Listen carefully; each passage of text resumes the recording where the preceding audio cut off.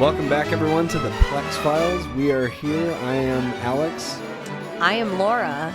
I am so happy that I was given the opportunity to watch this film. This is one of my favorite movies of all time. This was one I could have lived a pretty decent life without seeing. I think you're exaggerating. I think you had a good time watching it. I did. It's a silly movie. It's a happy-go-lucky burn down the terrorist film. We're talking Under the Siege. Under the Siege 2. Yeah, Under the Siege 2. Starring Sebastian or Steven Seagal as himself. Sebastian Seagal. Sebastian Seagal. Under Siege 2, Dark Territory. Dark Ocean. This is I think one of the best action movies of all time. Would you say? I've never seen, well, I have seen some of the first one. Yeah. There's a scene where Gary Busey spits in his crock pot and says that'll give it some flavor. He's like, I think he does that on a daily flavor there. I think he does that on a daily basis. I think he's a pretty filthy celebrity rehab failure. And then Seagal's like, I'm writing my memoirs. Can I just say, Steven Seagal. This is your first time seeing a Steven Seagal movie, right? Yeah. Can he speak up a little more? Like, I remember I was like, are there subtitles on this movie? And I would turn it up and you would be like, this is really loud. And I was like, this is the only way I can hear Steven Seagal speaking is through the explosions. What are you writing there? Oh, I'm writing a book. Memoir. Oh, memoirs. Memoir. I'm a chef. Never Actually, don't give him the brandy. I gotta put that in the cake. Yeah, gotta make it in the microwave. Gotta take off your top, niece. Yeah, take off That's check for some controversy from this film. So this movie, I've never seen Under the Siege 1. Yeah, Under the Siege takes place in the siege. They're on a boat. Does it? Mm-hmm. Atop the high siege. And I remember the trailers for this movie in 1994. They said the first movie took place on a boat, and this time, and then they would show shots of the helicopter at the end, which is like just one part, and it says the sky's the limit. And that's it. That's like 5 seconds of the movie. They're in the rest of the movie. They're in a train, and this movie, I immediately had a little bit of a soft spot for this film because it took place in Colorado. Yeah. And it's shot in Colorado. They actually went with it. They Not the whole thing. Yeah, but I mean, they actually shot on location. It's not like they like, hey, we're in Colorado. Like I was watching Aliens vs. Predator Requiem earlier today, and that takes place in like Idledale or something. And it didn't take place in space. No, well, it takes place in space at the beginning, but then they get dumped into Colorado. Idleville. Well, this one, they go to Leadville. And I remember... That's where Aliens vs. Predator takes place, is Leadville? Well, I remember in Leadville, I've driven by Leadville, kind of through it. There is nothing in Leadville. Probably some houses, but I mean, there's not like a military base like in this movie. I mean, they make Leadville look like it's some sort of like war camp or something, or military base. And probably they just shot that in some empty field in Leadville, which is all of Leadville, I'm sure. Well, then I guess they were true to the location then. I don't know. It was so weird. I was just like, is this in Leadville? But they showed Union Station, which we were just there in person, in the flesh. And it looked about the same, except for there wasn't a snooze bar where you could get, pancakes and brunch, mimosas. Right. So I should probably just go over the plot really quick. So if you could refresh me, I got a lot of action, adventure, and Seagal still frames. We ran into the room right when the credits kicked in for this movie. So we're so fresh on this. But basically, Casey Ryback, Steven Seagal, is a Navy SEAL who's also a chef. Yeah.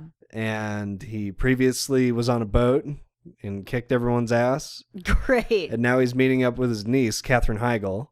God. At Union Station, going to L.A. And then a bunch of terrorists get on the train, not the plane, the train. Well, and so can I just say this? Katherine Heigl became a real bitch later in life. So she did Grey's Anatomy and started like basically being a little crazy. I remember her from Wish Upon a Star, which she probably made a year or two later for like a Disney Channel original movie. That was the first Katherine Heigl film that I saw. But so when I looked up some of the controversy of this movie and I saw Katherine Heigl was in it, and I felt like Steven Seagal was kind of like a douche. Like I remember hearing some weird news about him, and then I see there's some controversy from Jenny McCarthy that when they were casting for Katherine Heigl's part, he like tried to fondle her and told her to take off his shirt. Either way, someone wanted a shirt off. Did you say Jenny McCarthy? Jenny McCarthy. She was a Playmate, right? Yeah. Okay, yeah. So Jenny McCarthy, and she like cried and went to a trailer and all this stuff. And so I guess Katherine Heigl probably took her top off and like allowed this to happen. But then I like was searching this and I found a picture of him feeling up 17-year-old Katherine Heigl. Yeah. He's got his hand on her boob. Yeah, I was like, is there some truth to this? So, Katherine Heigl, I have a feeling she did a, producer's couch type audition and her career went off from there. Yeah, maybe. You like this movie though, right? It had its moments. I thought it was super violent, which I love. That's like the cornerstone of any good action movie is how violent it was. So many people get like dropped off a cliff or shot in the face in this movie. Or chefs murdered in the kitchen of a train. Mm-hmm. That was deeply disturbing to me. But I mean, it's kind of funny because, Steven Seagal, I mean, I've never seen the first one. I know he's a Navy SEAL / chef / murderer. He makes and everyone knows microwave. who he is in the government. And it's like, because what's his name? Casey Ryback. They're like, oh, Casey Ryback is on that train. This is great. And it's like, who the fuck is this guy? He's the chef. He's the best. The best chef. The best rapist chef / turn people into firewalls. So he's making a cake and he mixes in the microwave. He mixes it up. Then he puts it in the microwave and says, "Put it in the microwave 15 minutes." And you say, "Have you ever had a cake in the microwave?" I didn't know that was possible to make a cake in the microwave. 15 minutes. What are the main ingredients? Like, what do you? It was like instant pudding mix and water. Brandy. He said there's brandy in it. And brandy. So instant pudding mix. We're gonna try this cake. The instant pudding mix, water, and brandy cake. We'll call it the Under the Siege. The Casey cake. The Casey cake. And we're going to try and tell everyone how it is. I feel like we're going to be very sorely disappointed. I thought it was kind of like this weird. So the whole time he's with his niece, like I have to go back to this because there's so much like controversy around Steven Seagal just being an asshole and being a little nuts. But when he met his niece, he's like, oh, hey. And I just was like, this is uncomfortable for me. Like, this is his niece. Why is he talking to her like he wants to do her? That's just how he talks to everybody in those. That's true. That's true. But it was just so weird. I felt like he had like a weird attraction to his niece. You know about that, right? You know about that, right?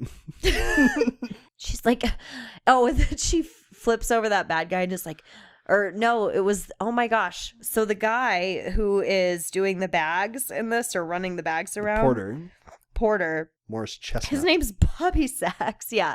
Morris Chestnut, who's in like his Kick-Ass, Kiss-Ass, which is the third Kick-Ass movie, but Kick-Ass 2.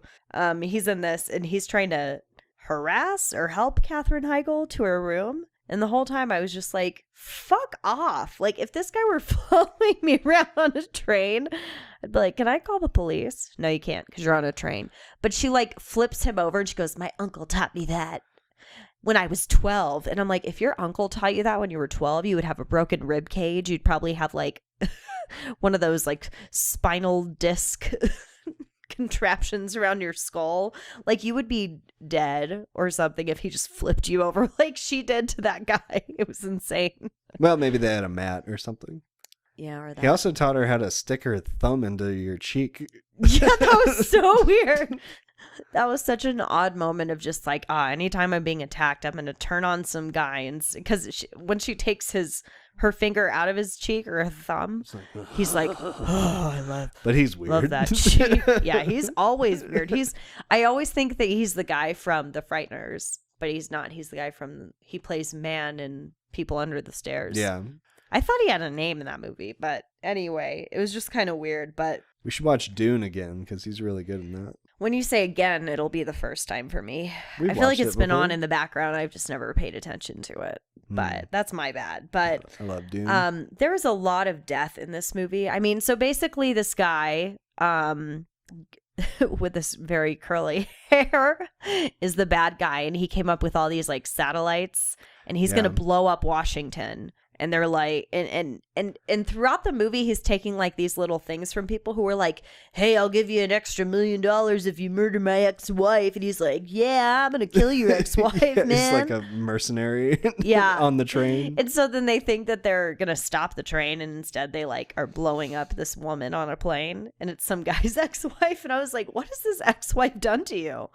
But he accepts the money gladly. Yeah. I mean, what wouldn't you do? And in the beginning, they're doing all this for $1 million. And then this one guy is like, I'll have you kill my ex-wife for $100 million. And I'm like, what? Yeah. Why wasn't he doing all this other stuff for $100 million? Instead, he's going to murder some random woman. Yeah. He should have gotten on the microphone and just been like, "Hey, funny about that, funny about that, funny about that."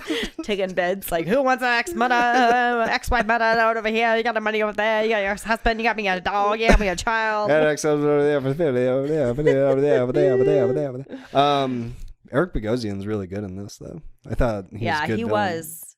He's like, well, they're gonna get it. He was definitely losing his shit. He definitely was menacing and yelling when he hit the enter key a lot. I always wonder how these bad guys in these movies get so many little like minion people. Like, what do they tell them they're gonna do for them? Are they like, "I'm gonna give you 100 virgins in heaven when you're dead because there's no way you're gonna make it through this"? Yeah, I don't know. When I watch these movies these days, I think about that. Like, these guys are like freelancers. Yeah. And this is probably one job that they take a year or something, and then they pay their bills. And you're not talking about the actors, you're talking about like the minions. Well, of yeah, these but I people. mean, it's kind of a metaphor for acting, I guess. but yeah, like I've always wondered, like, what are these guys' lives like? Are they paid in cash? How do they get a loan? I have a feeling that they they're say just what they do. I have a feeling that they were all wronged at some point in life. They were failed interventions from the people intervention, because I watched that show a lot. Yeah. Pretty religiously. And they're just like, fuck it. I'll kill some people. You don't even need to pay me. I feel like life just gave them the short end of the stick, and they're just willing to like fuck up some other people's lives. I don't think they're getting anything out of it, especially in this movie. And they get lit on fire.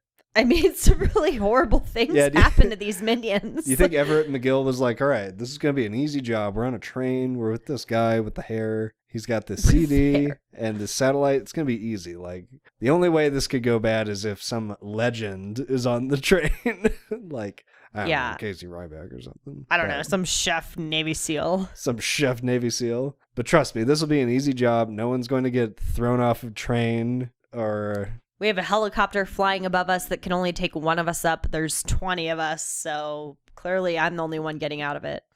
Oh, can we, like, just talk about the fact that...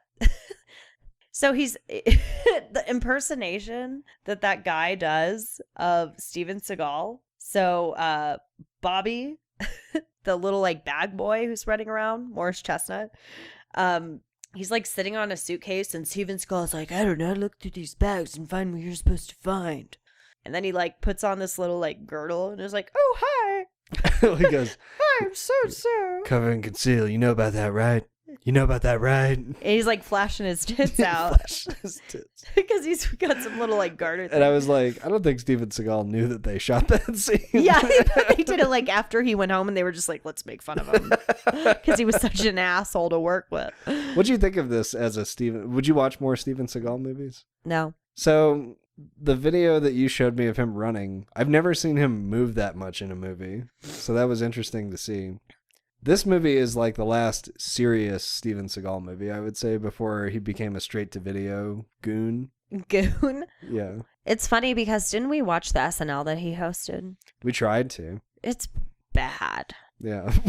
Tell me about that story you read about so what, I read what his this idea of a joke was. Amazing story. I hope it's true. I hope it's not true. It's pretty bad. But Lorne Michaels basically, like, you know, Steven Seagal thought he was some hot shit. And so he came up with all these skits that he wanted to do for SNL. And he wrote one where this girl is like emotionally telling the story of how she was raped. And Steven Seagal fondles her through the whole skit. And I was like, there's no way that this would ever be funny with, like, I don't care who's in the skit. You could have been Robin Williams and like, or Sonny Bono.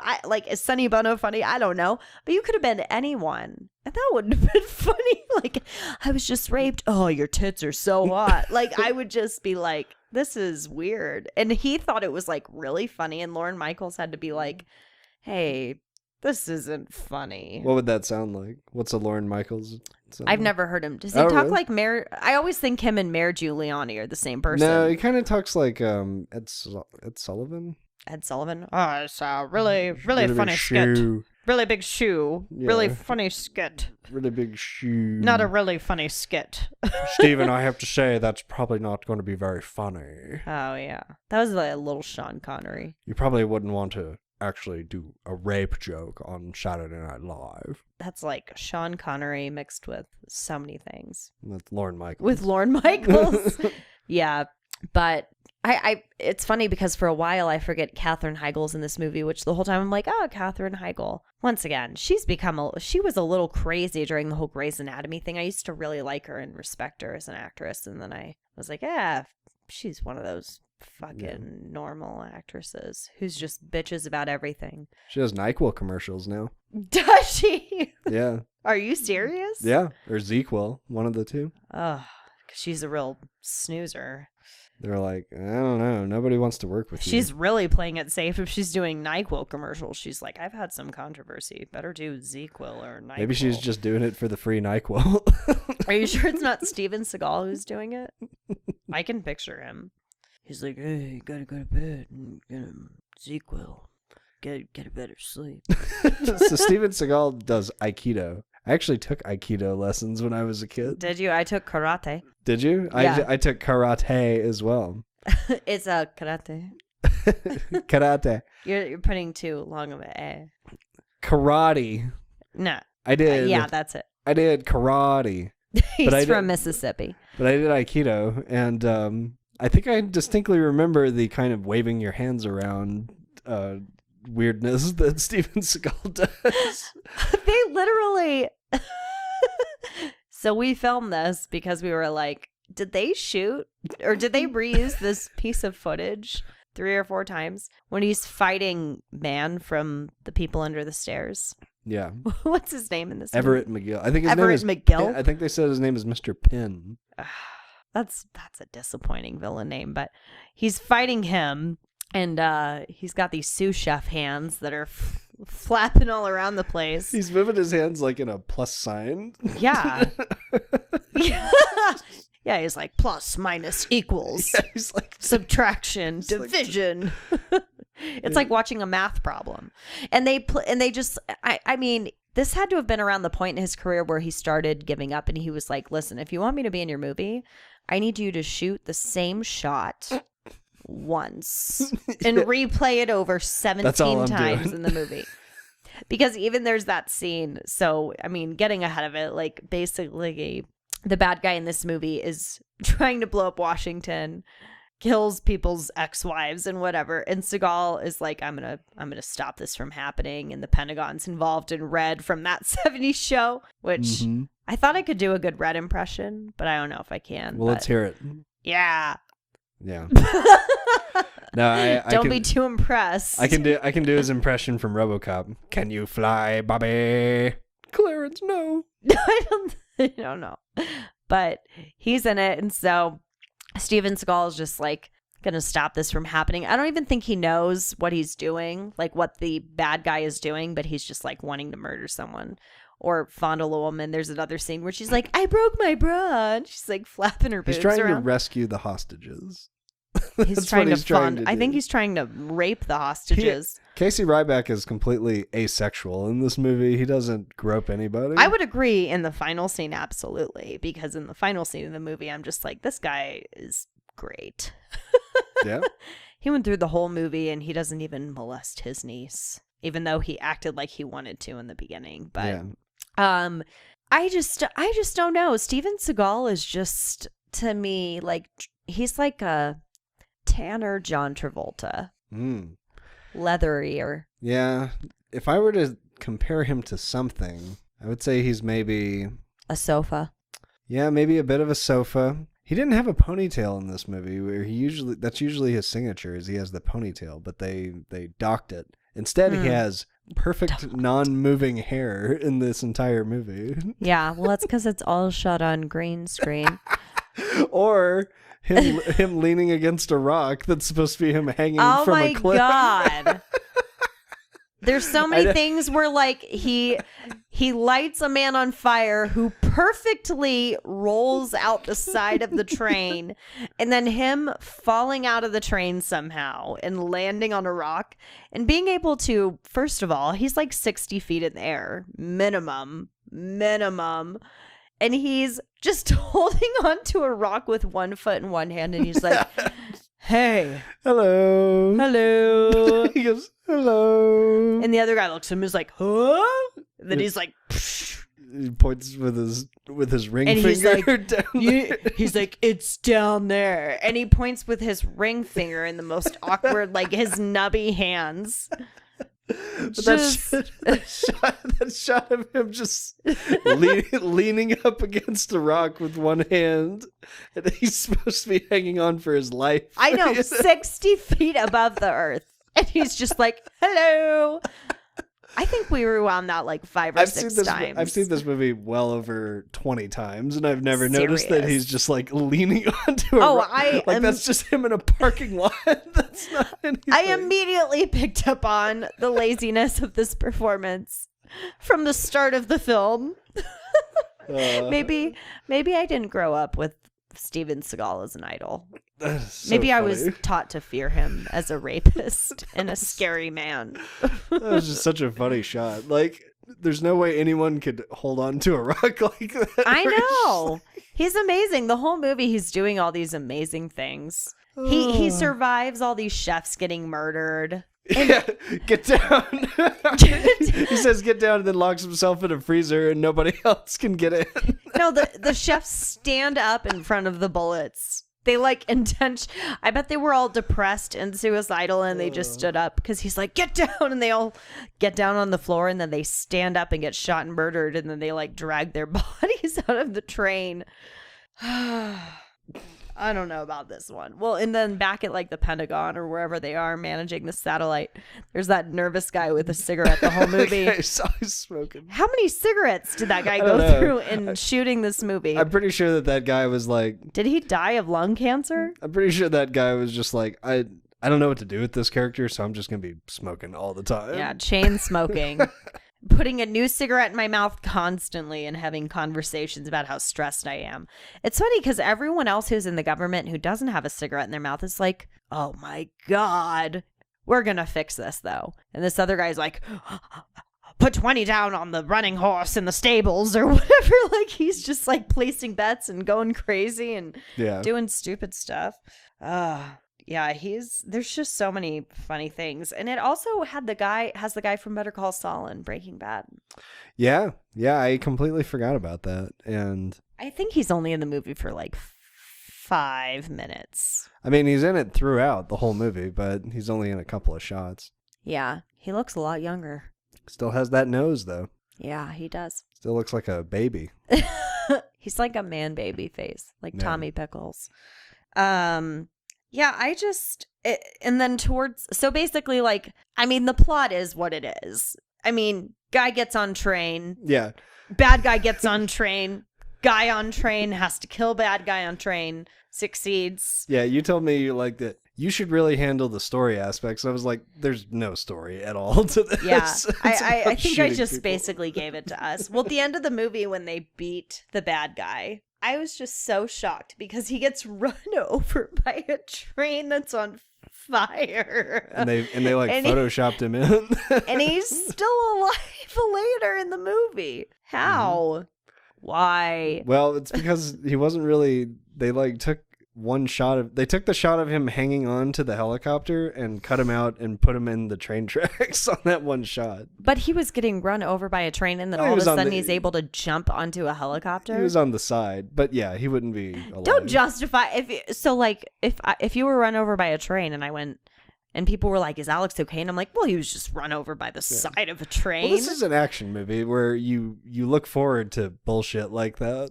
Like, that was some bullshit. Oh yeah. And then he got his it was because they were like, you know what? I don't know if getting run over by a train is enough. We should have him climb up that ladder, the whole ladder, and then get his fingers cut off, and then immediately burst into flames as he's falling down into the fire. I think what they were hoping was going to happen was going to be like that Batman scene where the shark attacks Batman. That's kind of what it was when he's like. On the plane ladder.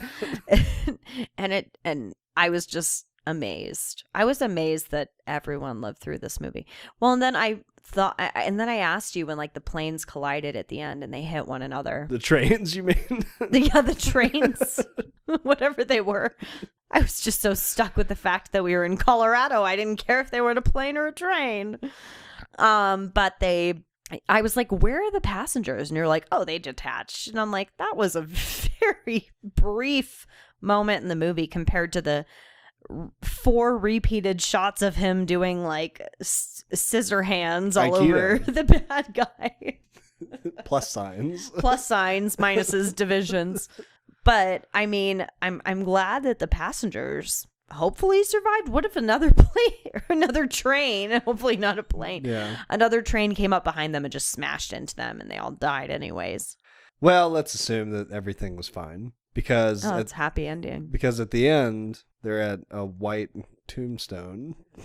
So everything's they're fine. Surrounded by white tombstones. I bet they're all of the dead passengers on that train. Do the Navy people wear the white suits like that?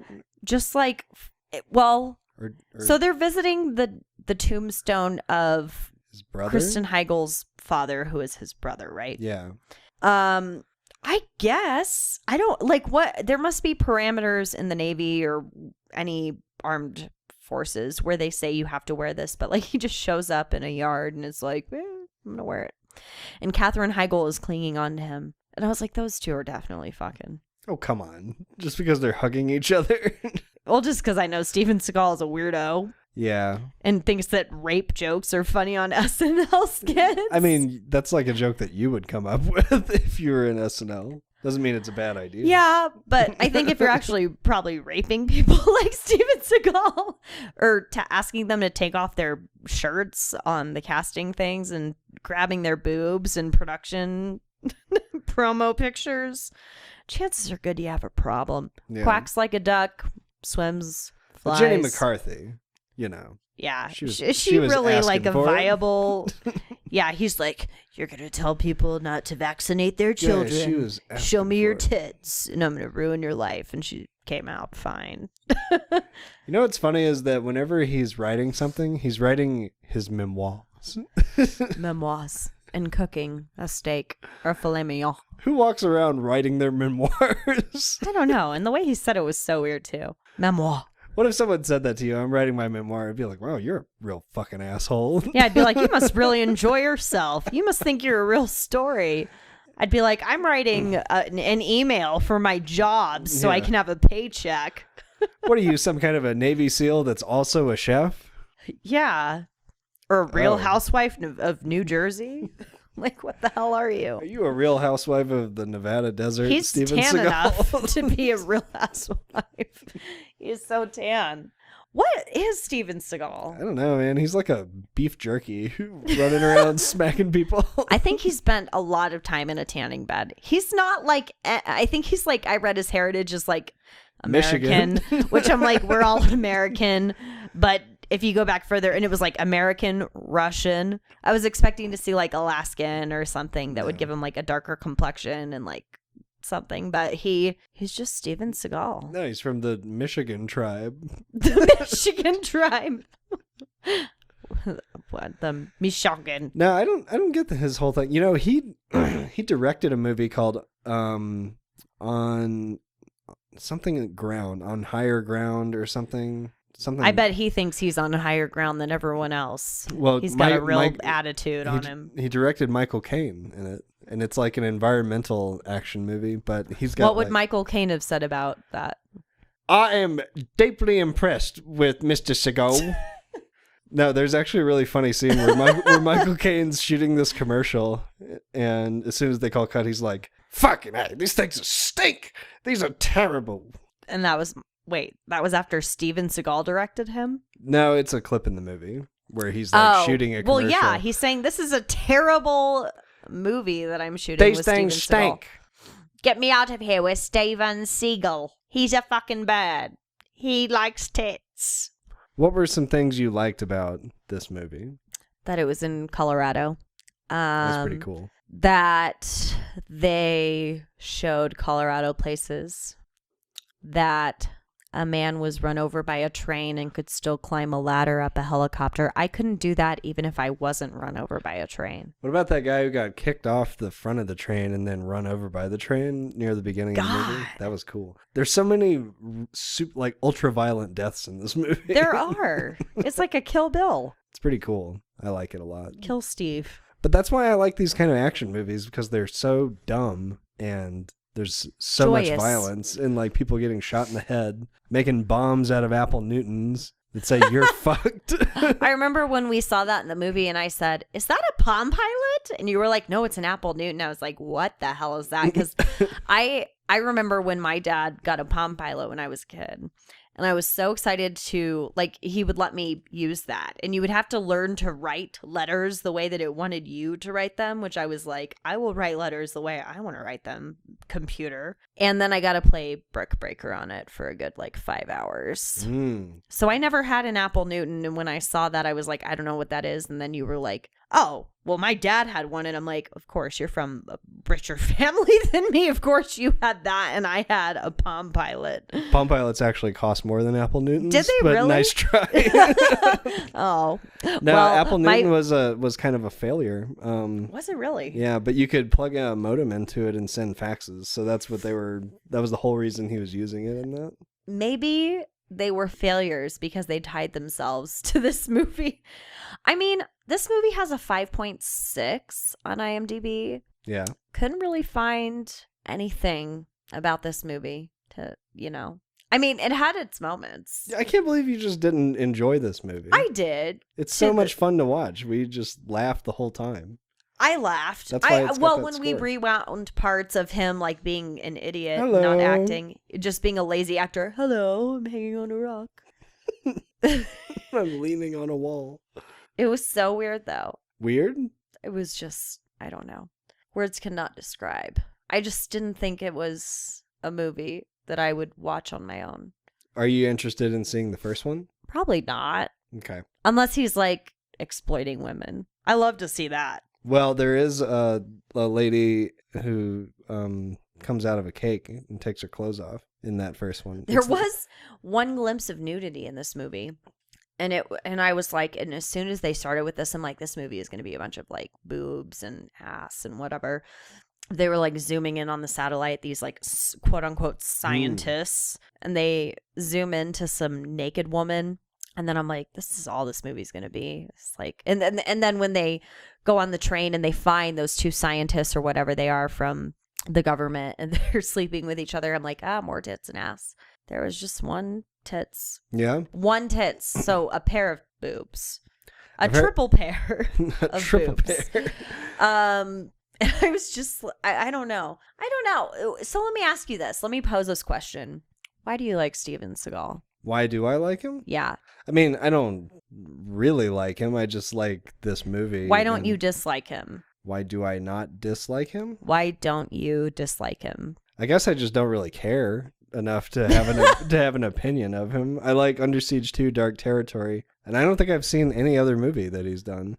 Yeah, he's probably done Baywatch or... I tried watching this one movie where he had the later movies where he's bigger and has a goatee. Those are the straight-to-video movies from the last, 10 years. I tried watching this one, and I started it, and it was him, walking through a boiler room, and he's playing a gangster or something. You're thinking of Nightmare on Elm Street. Yeah, it kind of felt like that. He's not playing Freddy Krueger, that's someone else. No, he just had lots of craters on his face. Which were Kind of blended in through the self-tanner he wore.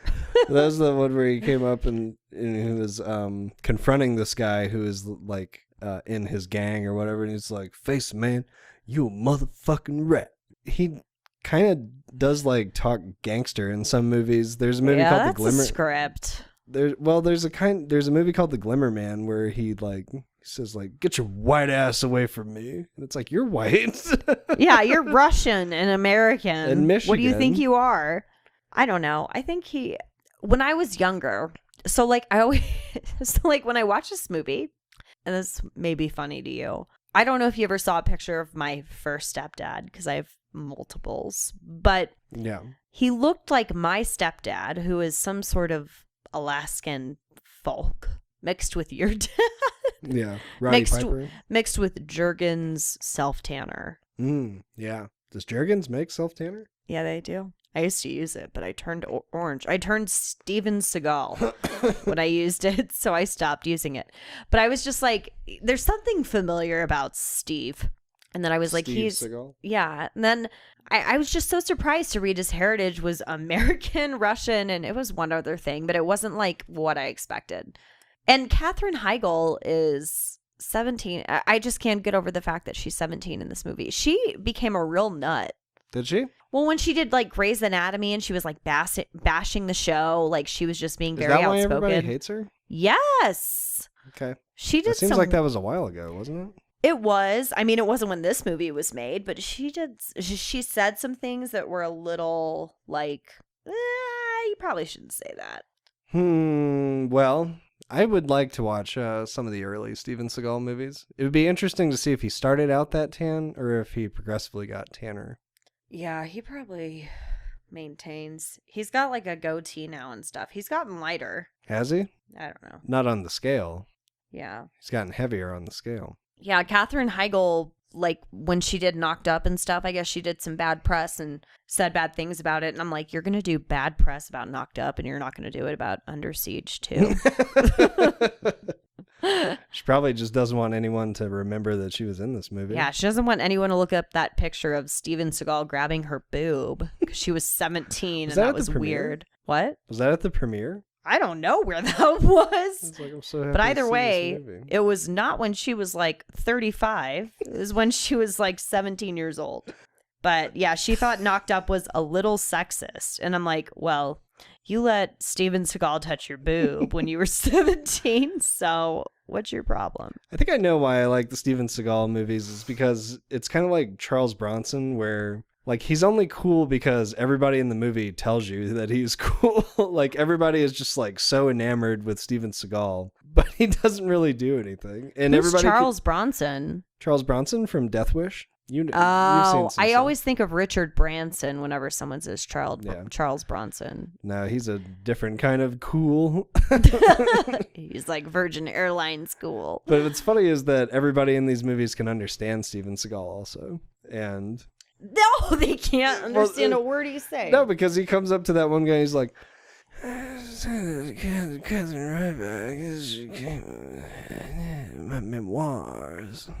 And they're like, oh, yes, she arrived at 3:30 p.m., right on the dot, Mr. Ryback.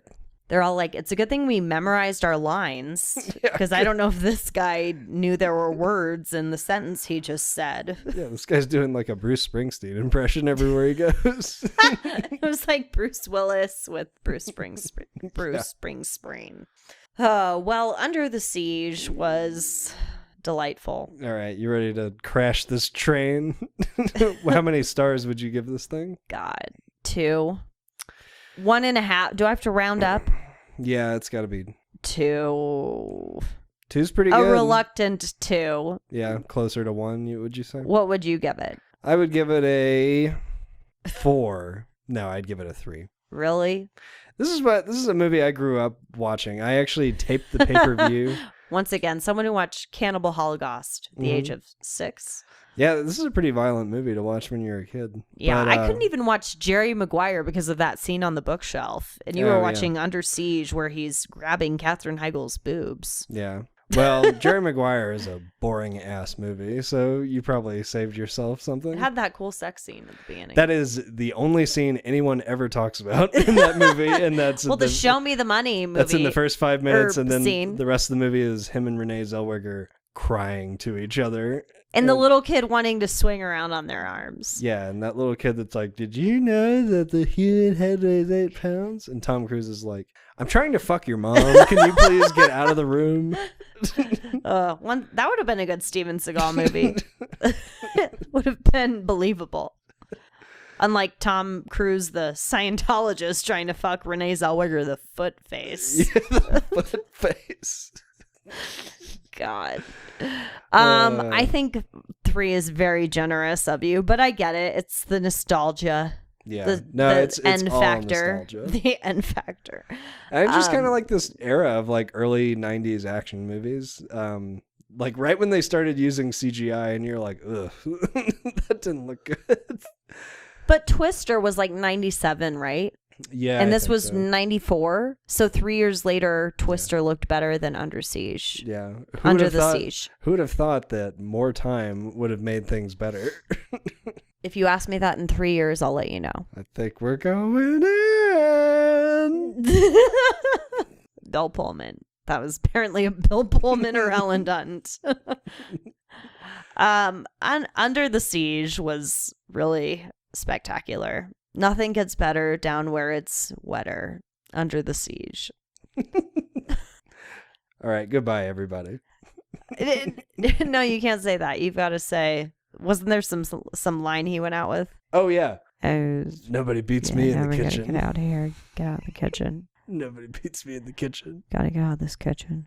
Hey. Do you think they were filming that fight scene? He's like, I'm done. I'm doing that one shot. You're just going to have to use it like 4 times. Probably. That was 94. Like, his career had just started and ended around the same time. No, his career started in like the mid 80s, I would say. I don't know. I always think of that Mad TV skit with Will Sasso. He's like, hey, can you use that ketchup? Yeah, karate chop. Anyway, Under the Siege 2 is yours for the taking wherever you can find it. I'm sure you can find people willingly giving away copies of this movie on corners in New York City. This has to be in like the middle of a Walmart in a pile of other DVDs. $5 movies. Are they that's a little steep these days, maybe $1. But thank you for making me a part of this. Couldn't be happier. All right. That I got to see this movie. I next go round is my pick. Yeah. Which I'm a little excited about. Do you know what it is yet? So next time around, we're going to be watching Fern Gully Gee Whiz. I love Fern Gully. It's going to be a good one. It's going to be a little bit different than Under the Siege 2. Yeah. But in a lot of similar ways, you know, Steven Seagal is in Fern Gully. Yeah. He plays a mushroom. Yeah. He doesn't speak. He plays gas escaping from something. No, that's Tim Curry. Toxic love. He's the fart sound in the back, though. All right, guys. Well, it's been so much fun that I wish I could just fall off a cliff and say hey and catch a line down with you. Hello. Hello. And goodbye. I'm Laura. I'm Alex. Please go check this movie out. It's a lot better than we gave it credit for. It's one of my favorite movies of all time, and I give it 3 out of 5. I give it 1.5, but we have to round up, so I give it a 2 out of 5, and I would say it's a movie that's been made. Have a good whatever time of day this is that you're listening to this. Peace and love. And Steven Seagal. Yep. Steven Seagal. Have a good day.